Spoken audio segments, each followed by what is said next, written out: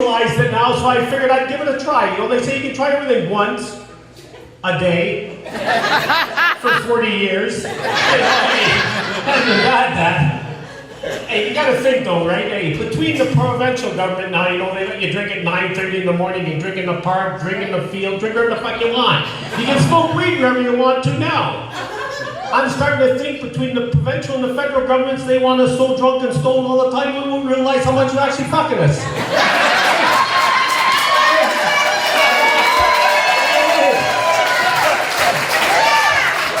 That's why I'm thinking of forming my own political party.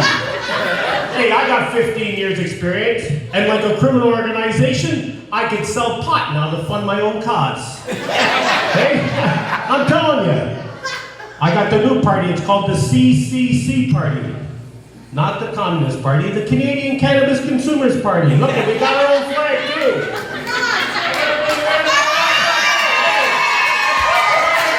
Hey, and I'm gonna be the leader.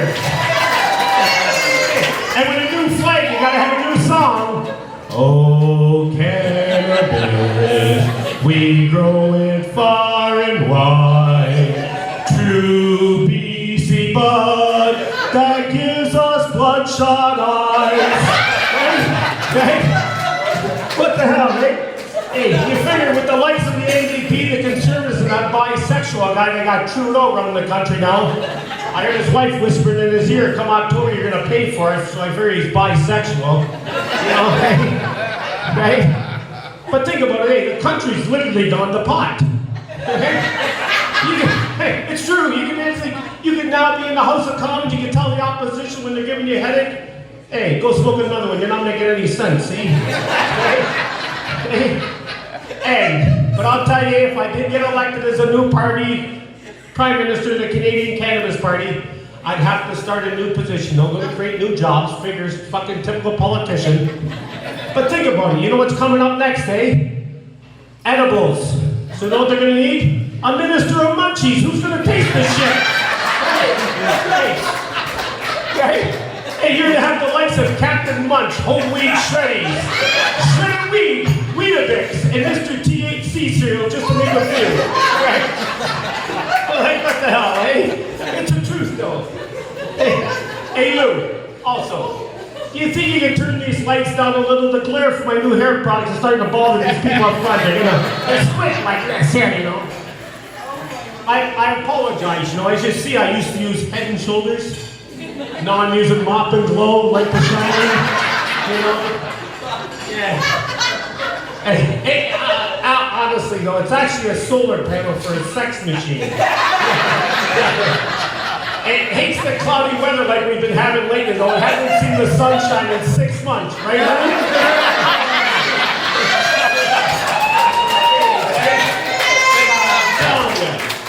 Crazy. I gotta ask you though, hey, how's my delivery been so far? Pretty good, you know? I asked because, you know, comedy to me has been like a bad relationship. I always seem to be on the rebound. Here I am 15 years after the fact. Hi, Jim. But I asked because my friend said to me, Jim, if you're going to try comedy again, you need to slow down, relax, take it easy, don't go so fast. So I decided in life in general, I'm going to take it easy, relax. I'm not going to go so fast. I've done it so well. It takes me an hour and a half to watch 62 minutes. And I'm not even a newfie, imagine that, eh? Crazy. Hey. Oh, no, I'm actually part Italian and part Indian. I'm a Wapaho.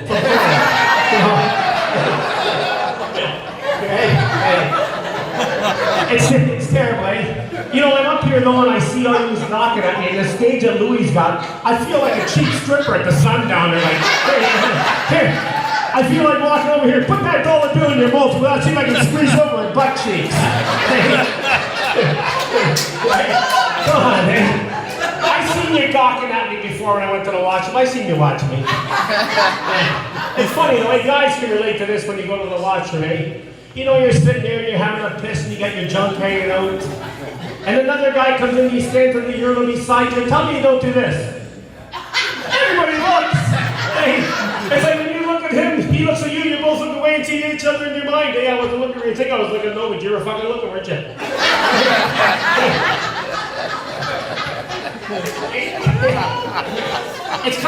and you blow your nose. What are you looking to clean it for? Or to see what color it is? Green, red, clear, right? I guess it's kind of like, you know, when you go to those places that got that cheap toilet paper, you got to fold it 4 or 5 times your hand. As you're wiping your ass, your fingers still pass through, but you don't stop wiping. And tell me you don't do this. You got to look at it, you got to look at your assholes clean. Or you take a chance. It's crazy. Hey, you know. Hey, talking about products, you know.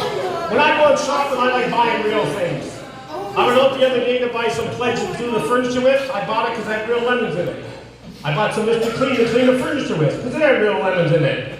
Right? I bought some Jordan to do the dishes with because it had real lemons. And I said, tonight, Jimmy, you're treating yourself to a margarita. I went and grabbed some lemon juice, read the ladle, was made from fucking concentrate. All the good shit was gone.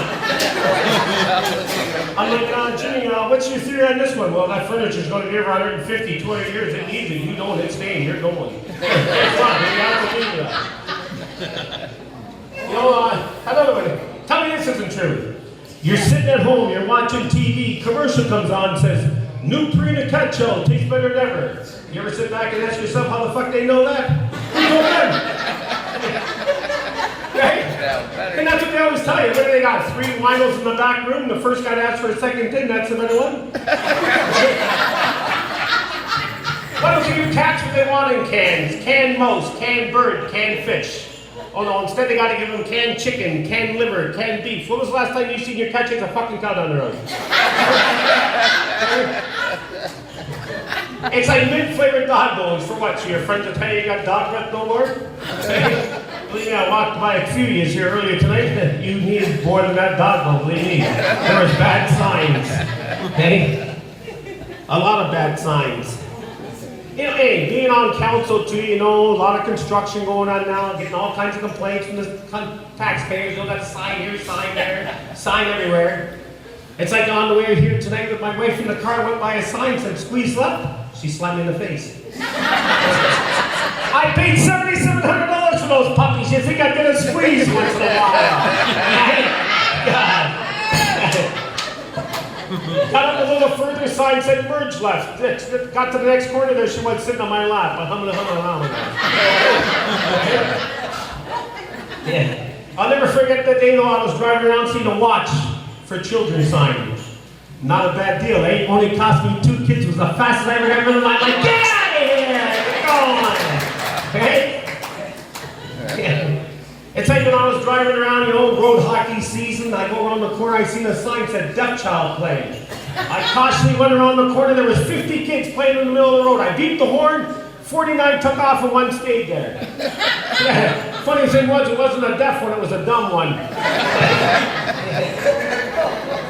Yeah, terrible, I know. Terrible, eh? It's like when you go up north, you know, you ever see this sign? It says, slow turtle crossing.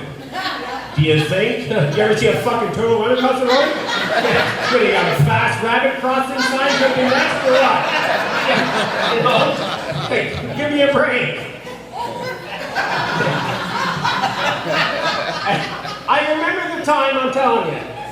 We're putting a deer crossing sign up at the corner. A lot of people know where Highway 58 and Highway 20 is, Black Horse Corner. So the deer are running across Haysdale Field and crossing the road there. So we put a deer crossing sign up. A lady calls me and says, hey Jimmy, I see you put a deer crossing sign up in the corner of Highway 20 and 58. You know that's a busy intersection, eh? Do you think you can move it down to the outside of town? Like I knew the deer was crossing the friggin' road. You know, like, hey.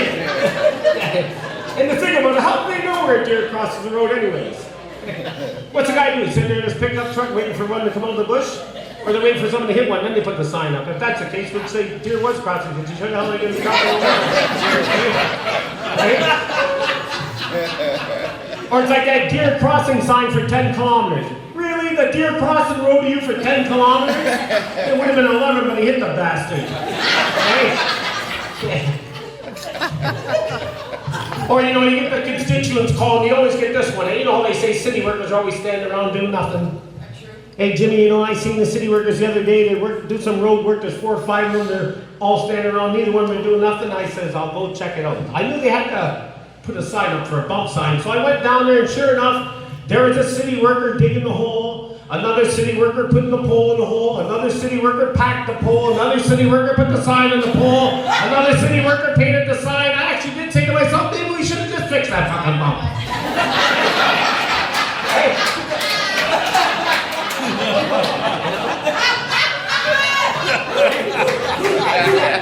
Hey.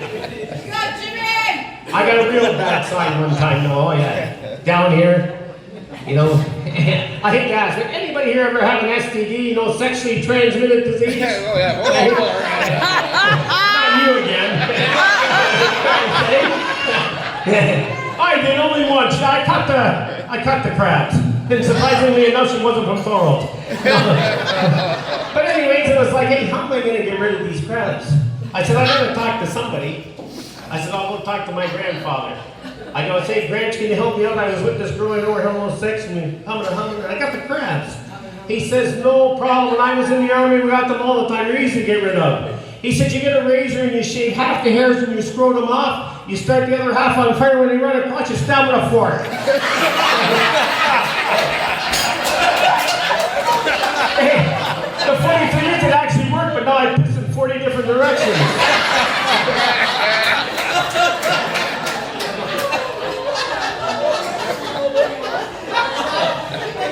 I'll give you a couple of street ones before I go away. I'll just say this way, man. Earlier tonight, I don't know if you've seen, there was a guy standing over at the bar, he had a sling on his arm, and I had sent him to a doctor that I knew. And I said, you know what, the reason I sent him there, because he told me he'd been to the doctor a few times and no one could tell him what he had.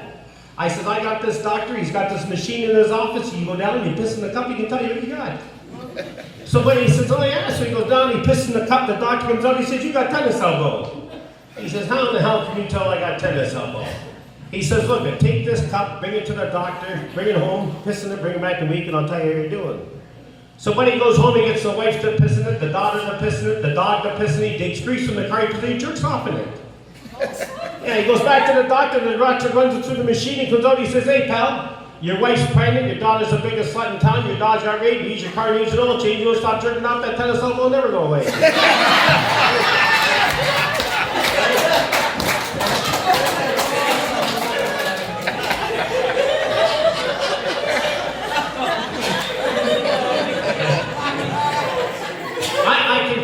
Another one too here. Linda's here and her mother, Ruth, used to always want me to do a joke. A parody about horse racing. And Frank Benry, when Frank was alive here, God rest his soul, he would ask me the same thing.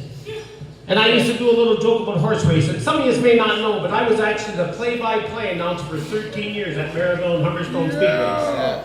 I went on with classic style last year after 13 years. They fired me with 3 weeks to go.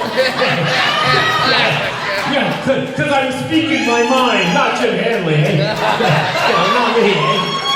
Well, I told you the way it was, not a chance.